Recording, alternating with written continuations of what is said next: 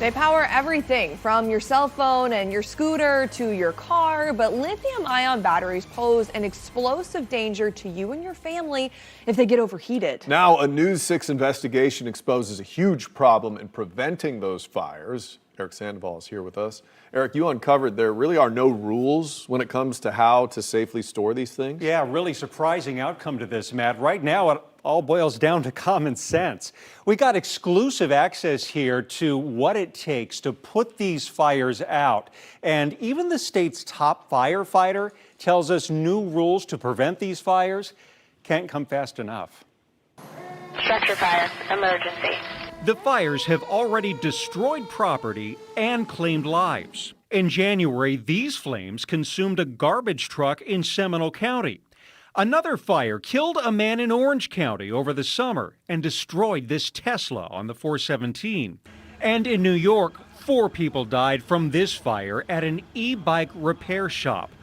All of these fires caused by lithium-ion batteries. It scares the daylights out of me. That's Joanne Rice. She's the director of the Florida State Fire Marshal's office. We caught up with her here at the State Fire College in Ocala, where crews from all over the country and even as far away as Brazil came to learn how to put these fires out. It is a fire that burns hotter and faster than any fire we've ever seen. And we don't have the tools. And this is such a new thing that we're going to be dealing with for years to come. And so it really it terrifies me that we're going to lose firefighters, we're going to lose our citizens to these types of fires over and over again. You don't have the tools. Are you going to get the tools? We're getting the tools. And the fact is there's no one tool that does the job. We watched as crews used special hoses and huge fire blankets to help smother electric car fires. Now, Rice says preventing these fires is just as important as fighting them. But she admits there are no state regulations when it comes to safely storing lithium-ion batteries. We have codes and standards in place, and most of those codes run several years behind. Those codes are recommended by a group of fire professionals with the International Code Council. And News 6 has uncovered new recommendations specifically for safe lithium-ion battery storage are set to be released next year. And it is then the Florida State Legislature could take those recommendations and update the state fire code. We'll mostly kind of keep the bikes charged over here. Josh Eaton is the general manager of Wheelworks e-bike shop in Winter Garden. This guy's actually charging right now, so we're keeping an eye on the charge of this. He says they've made up their own rules on how to properly store their batteries. The signs here tell workers to unplug the bikes each night.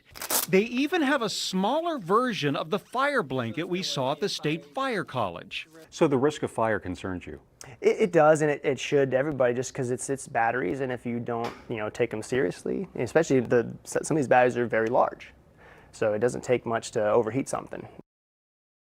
That's the big worry right now. Joanne Rice says right now this all boils down to individuals doing the right thing when it comes to handling these batteries.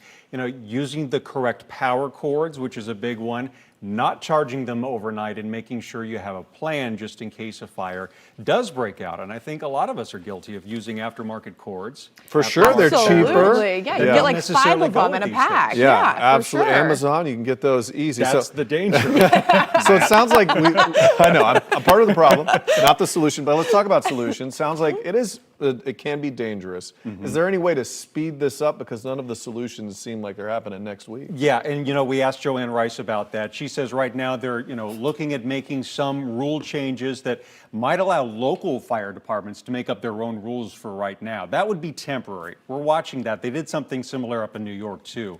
We're also going to be asking some of our state legislators if maybe they're going to introduce some new legislation when the next session hits, maybe speed up that process just a little bit, just until those new fire codes come down the pipe. All right, Eric Sandoval, thank you. You got it.